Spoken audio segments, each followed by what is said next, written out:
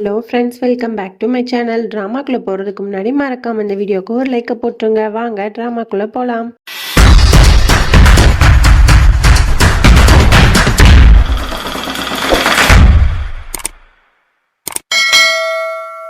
Starting சீனில் தியாவை தான் காட்டுறாங்க. அவள் வந்து அந்த சடங்கெல்லாம் நல்லபடியாக முடிச்சு எல்லாரும் உட்காந்து சாப்பிட்டுட்டு இருக்காங்க. அப்போ வந்து யாஷ் இருக்கான்ல, அவன் வந்து ரதன் சிங்கை கூப்பிட்டு, ரதன் சிங் இந்த மாதிரி நிறைய சடங்கு, இதுவே உனக்கு வந்து போர் அடிச்சிரும், அதனால வந்து சிங்கப்பூரில் வந்து ஒரு அஃபிஷியல் மீட்டிங் இருக்குது ஹோட்டல் ரிலேட்டடாக, அதனால நம்ம 2 பேரும் போயிட்டு வந்துடலாமா அப்படிங்கிற மாதிரி சொல்கிறோம். உடனே ரதன் சிங்க்கு வந்து ரொம்ப ஹாப்பியாகிடுது. ஐயோ, நல்ல ஐடியா கொடுத்த, நானும் கூட வந்துடுறேன், எனக்கு கொஞ்சம் ஃப்ரீயாக இருக்கணும்ப்பா, மைண்டு ரொம்ப இதாக இருக்குது, நானும் கூட வரேன் சரியா அப்படிங்கிற மாதிரிலாம் அவனும் சொல்லிடுறான். அதுக்கப்புறம் வந்து தியாவை வந்து அந்த அத்தைக்காரியோட தங்கச்சி இருக்கால, அவள் கூப்பிட்டு இந்த மாதிரி எனக்கு வந்து லங்ஸில் வந்து இன்ஃபெக்ஷன் இருக்குது, அதனால கொஞ்சம் ட்ரீட்மெண்ட்காக சிங்கப்பூர் வரைக்கும் போகணும், எல்லாரையும் கூப்பிடலான்னு பார்த்தா எல்லாருமே பிஸியாக இருக்காங்க, கொஞ்சம் நீ என் கூட சிங்கப்பூர் வரைக்கும் வரியா அப்படிங்கிற மாதிரி அவள் கேட்டோன்னே தியாவும் ஓகே நான் அவங்க கூட வரேன் அப்படின்ற மாதிரி சொல்லிடுறா. இதுக்காக யாஷும் அத்தைக்காரியோட தங்கச்சி இந்த மாதிரி சொல்கிறாங்க அப்படின்னா, இது எல்லாமே யாஷ் அத்தைக்காரியோட தங்கச்சி இவங்க 3 பேரும் சேர்ந்து போட்ட பிளானு. இவங்க 2 பேரையும் வந்து ஹனிமூனுக்கு அனுப்பணும் அப்படிங்கிறதான் அவங்க ஆசை. ஆனால் அப்படி போங்க அப்படின்னா 2 பேருமே போக மாட்டேன்னு சொல்லுவாங்க. அதனால தான் இப்படி ஒரு பிளானை போட்டு 2 பேரையும் வந்து ஒன்றா அனுப்பி வைக்கணும் அப்படிங்கிற மாதிரி பிளான் போடுறாங்க. அதுக்கப்புறம் வந்து தியா வந்து கிச்சனுக்கு போயிட்டு, நம்ம செஞ்ச திராமிசு கேக்கு எங்கே போச்சு, யார் எடுத்தா, வேலையை பார்த்தது யாருன்னு தெரியலையே அப்படிங்கிற மாதிரி கிச்சன் ஃபுல்லாக தேடிட்டு இருக்கா. அந்த கேக்கையே காணோம். அதுக்கப்புறம் வந்து ரூமில் போய் உட்காந்துருக்கா. அப்போ கட்டில் போய் டக்குன்னு உட்காடுறா. கட்டில் கீழே வந்து ஏதோ சவுண்டு கேட்குது. உடனே குனிஞ்சு பார்க்குறா. பார்த்தா அந்த திராமிசு கேக் வந்து அங்கே இருக்கு. அப்போ உடனே தியாவுக்கு டவுட் வந்துடுது. அப்போ கண்டிப்பாக இது ரதன் சிங்கோட வேலையாக தான் இருக்கும் அப்படின்னு சொல்லிட்டு அந்த ஹோட்டல் செஃப்புக்கு வந்து கால் பண்ணுறா. இந்த மாதிரி வந்து ரதன் சிங் வந்து உங்ககிட்ட கேக் வந்து ஆர்டர் கொடுத்தாங்களா அப்படிங்கிற மாதிரி கேட்டோன்னே ஆமாம் மேம் அப்படிங்கிற மாதிரி அவனும் உண்மையை வந்து சொல்லிடுறான். இவளுக்கு வந்து டக்குன்னு ஒரு மாதிரி ஆகிடுது. அதை யோசிச்சுட்டே இருக்கும்போது கரெக்டாக வந்து ஒரு வேலைக்காரி வந்து இந்த மாதிரி உங்களுக்கு கீழே கூப்பிடுறாங்க அப்படிங்கிற மாதிரி சொல்லி கூப்பிட்டு வரா. கீழே வந்து பார்த்தா குடும்பத்தில் இருக்க எல்லாரும் இருக்காங்க. அந்த மீசக்காரன் இருக்காங்க, அவன் வந்து பயங்கர கோவமாக ஒரு கேக் பாக்ஸை தூக்கி எறிகிறான். நீ வந்து நீயா பண்ண கேக்குன்னு சொன்ன, ஆனால் பார்த்தா வந்து ஹோட்டலில் செஃப்ட்ட சொல்லி நீ ஆர்டர் போட்டு அந்த கேக்கை வாங்கியிருக்க அப்படி தானே அப்படிங்கிற மாதிரி சொன்னோன்னா தியாக்கு வந்து பயங்கரமாக ஷாக் ஆயிடுது. என்ன நடந்திருக்கும் அப்படின்னா, அந்த மீசக்காரனும் சாக்ஷி அக்காவோட ஹஸ்பண்ட் ஹோட்டலில் உட்காந்து சாப்பிட்டுட்டு இருப்பாங்க. அப்போ வந்து ஷெஃப் வந்து ஒரு வேலைக்காரன்ட்ட வந்து இந்த மாதிரி வந்து திராமிசு கேக் வந்து ஆர்டர் கொடுத்துருந்தாங்க அரண்மனையிலேருந்து, அது கொஞ்சம் எக்ஸஸாக இருக்குது, அதனால வந்து அதை கொஞ்சம் மெனுவில் ஆட் பண்ணிக்கோங்க அப்படிங்கிற மாதிரிலாம் சொல்லி பேசிட்டு இருந்திருப்பான். அதை வந்து இவங்க 2 பேரும் கேட்டிருப்பாங்க. உடனே அந்த மீசக்காரனும் அந்த சாக்ஷி அக்காவோட ஹஸ்பண்டும் கண்டிப்பாக வந்து இது தியா தான் பண்ணியிருப்பான், ஏன்னா அவளுக்கு சுத்தமாக சமைக்கவே தெரியாது, ஆனால் அந்த சடங்குக்காக வந்து அவ்வளோ டேஸ்ட்டாக எப்படி அவளால் திராமிசு கேக் பண்ணியிருக்க முடியும், அப்போ அவள் தான் காரணம் அப்படிங்கிற மாதிரி சொல்லிட்டு அதை வந்து வீட்டில் இருக்க எல்லாத்தையும் வந்து சொல்லியிருப்பாங்க. அதனால தான் வந்து குடும்பத்தில் இருக்க எல்லாருமே வந்து நிற்பாங்க. இவனும் வந்து அந்த கேக் பாக்ஸை தூக்கி தூர போடுவான். உடனே அத்தைக்காரியும் கோவமா தியா கிட்ட வந்துட்டு, அப்போ நீ வந்து அந்த சடங்குக்கு தேவையான ஸ்வீட்டை வந்து நீயா பண்ணலையா, வேற யாரோ தான் பண்ணாங்களா அப்படிங்கிற மாதிரி கேட்டோன்னே தியா என்ன சொல்றது அப்படின்னு தெரியாம, ஆமா அந்த நீங்க எல்லாரும் சாப்பிட்ட கேக் வந்து நான் பண்ணதில்லை அப்படிங்கிற மாதிரி சொல்லிடுறா. கேட்டோன்னா அத்தைக்காரிக்கு பயங்கரமா டென்ஷன் ஆயிடுது. நீ இப்படி பண்ணுவேன்னு நான் நினைக்கவே இல்லை அப்படிங்கிற மாதிரி கோவப்பட்டுட்டு அந்த இடத்த விட்டு அப்படியே போயிடுவா. அதுக்கப்புறம் 2 வேலைக்காரங்களை தான் காட்டுறாங்க. அவங்க கிச்சனில் நின்றுட்டு திராமிசு கேக் வந்து சாப்பிட்டுட்டு இருக்காங்க. அது வந்து அத்தைக்காரி பார்த்துட்டு இந்த கேக் உங்களுக்கு எப்படி கிடைச்சது அப்படிங்கிற மாதிரி கேட்குறாங்க. உடனே அதுக்கு அந்த 2 வேலைக்காரங்களும் சொல்றாங்க, இல்லை இந்த மாதிரி தியாராணி வந்து இந்த கேக்கை வந்து தூர போட சொல்லி கொடுத்தாங்க, ஆனால் நாங்கள் சாப்பிட்டு பார்த்து இது ரொம்ப டேஸ்ட்டாக இருந்துச்சு, அதனால தான் நாங்கள் வச்சுக்கிட்டோம் அப்படிங்கிற மாதிரிலாம் சொல்கிறா. உடனே அத்தைக்காரி அந்த கேக்கை எடுத்துகிட்டு போயிட்டு தியாவோட ரூமுக்கு போகிறா. அங்கே பார்த்தா தியா கிட்டே யாஷ் வந்து கேட்டுட்டு இருக்கான், எதுக்காக தியா நீ இப்படி பண்ண, நீயே ப்ரிப்பேர் பண்ண வேண்டியதானே, எதுக்காக ஷெஃப்ட் கொடுத்த, அவங்ககிட்ட கொடுத்து எதுக்காக நீ வாங்கின அப்படிங்கிற மாதிரிலாம் கேட்டுட்டு இருக்கான். உடனே அத்தைக்காரி வந்து அப்போ என்ட்ரி ஆகி, எதுக்காக தியா நீ இப்படி போய் சொன்ன, நீ தான் ஏற்கனவே திராமிசு கேக் பண்ணியிருக்க, அதை வந்து நீ சர்வ் பண்ண வேண்டியதானே, அதை எதுக்காக நீ வந்து எல்லாருக்கும் கொடுக்காம ஷெஃப்ட்டை ஆர்டர் பண்ணி வாங்கி கொடுத்த, நீ பண்ண இந்த திராமிசு கேக்கு எவ்வளோ டேஸ்டியாக இருக்குது தெரியுமா அப்படிங்கிற மாதிரிலாம் சொல்லிட்டு இருக்கா.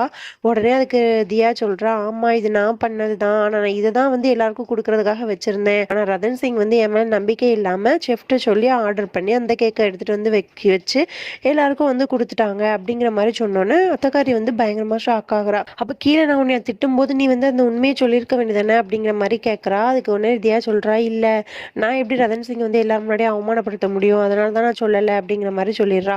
அதுக்கப்புறம் அப்படியே ரதன் சிங்கை தான் காட்டுறாங்க. அவன் வெளியே எங்கேயோ போயிட்டு டயர்டாக வந்து அப்படியே சோஃபாவில் படுத்திருக்கான். உடனே அத்தைக்காரி வரா. இந்த ரதன் சிங் இதை சாப்பிடு அப்படிங்கிற மாதிரி அந்த திராமிசு கேக்லேருந்து ஒரு பீஸ் எடுத்து ஊட்டி விடுறா. உடனே ரதன் சிங் இத சாப்பிட்டுட்டு, "இன்னைக்கு அந்த சடங்குல வச்ச கேக்க விட இது பயங்கர டேஸ்ட்டா இருந்துக்கு.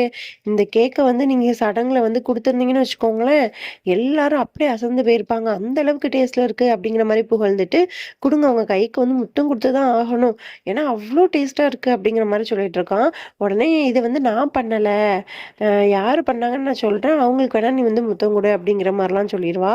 உடனே "அப்ப யாரு?" அப்படிங்கிற மாரி அவன் கேட்கறான். உடனே தியா வந்து கிச்சன்ல வேலை பார்த்துட்டு இருப்பா. உடனே அத்தக்காரி வந்து "தியா இங்க வா" அப்படிங்கிற மாரி கூப்பிடுறா. உடனே இத பார்த்தோனே ரதன் சிங்க்கு பயங்கர ஷாக்கு. "என்னது தியா பண்ணாளா அந்த கேக்?" அப்படிங்கிற மாரி ஷாக் ஆயி பார்த்துட்டு இருக்கான். உடனே அத்தக்காரி வந்து தியாவோட கைய புடிச்சு, "இந்தா ரதன் சிங், இவ தான் செஞ்சா. இவளுக்கு என்ன கிஃப்ட் குடுக்கணுமோ நீ குடு." அப்படிங்கிற மாரிலாம் சொல்றா. உடனே ரதன் சிங் வந்து டக்குனு மூஞ்ச திருப்பிக்கிறான். உடனே அத்தக்காரி திட்டுறா. "எதுக்காக ரதன் சிங் நீ இப்படி பண்ற? நீ பண்றதெல்லாம் கொஞ்சம் கூட சரியே இல்ல." அப்படிங்கிற மாரி சொல்லிட்டு அந்த இடத்த விட்டு போயிடுறா. உடனே தியா வந்து ரதன் சிங்க திட்டுறான். "எதுக்காக நீங்க இப்படி பண்ணீங்க? உங்களால தான் இவ்ளோ பிரச்சனை." அப்படிங்கிற மாரி 2 பேருக்குள்ளயும் ஒரு கியூட்டா ஃபைட் நடக்குது. இத வந்து யாஷும், அத்தக்காரியோட தங்கச்சியும் பார்த்துட்டு, "ஐயோ! அந்த ஃபைட்ட வந்து கொஞ்சம் நிப்பாட்டணும்." அப்படிங்கிற மாரி சொல்லிட்டு, யாஷ் வந்து ரதன் சிங்க்கு கால் பண்றான். ஆனா ரதன் சிங் வந்து தனியா ஓரமா போயிட்டு, "என்னாச்சு யாஷ்?" அப்படிங்கிற மாரி கேட்கறான். "நீ வந்து பேக் பண்ணலையா? டைம் ஆகுது போய் பேக் பண்ணு." அப்படிங்கிற மாரி சொல்லிடுறான். அதே டைம்ல அத்தக்காரியோட தங்கச்சியும் தியாக்கு கால் பண்ணி, இந்த மாரி "தியா நான்லாம் பேக் பண்ணிட்டேன். நீ கொஞ்சம் ஸ்பீடா பேக் பண்ணிரு." அப்படிங்கிற மாரி அவளும் சொல்லிடுறா. உடனே ஓகே அப்படிங்கிற மாரி சொல்லிட்டு 2 பேரும் இப்படி திரும்புறாங்க. திரும்பும்போது 2 பேரும் ஒருத்தருக்கு ஒருத்தர் மோதி அப்படியே சோஃபா மேல போய் விழுந்துடுறாங்க. அதுக்கப்புறம் ரதன் சிங் வந்து அவனோட ரூமுக்கு போயிட்டு எல்லாத்தையும் பேக் பண்ணிட்டு இருக்கான். அதுக்கப்புறம் ஐயையோ! அவ ரூம்லயும் கொஞ்சம் திங்ஸ் இருக்கே அப்படிங்கிற மாரி சொல்லிட்டு தியாவோட ரூமுக்கு வரான். வந்து பார்த்தா தியாவும் வந்து பேக் பண்ணிக்கிட்டு இருக்கா.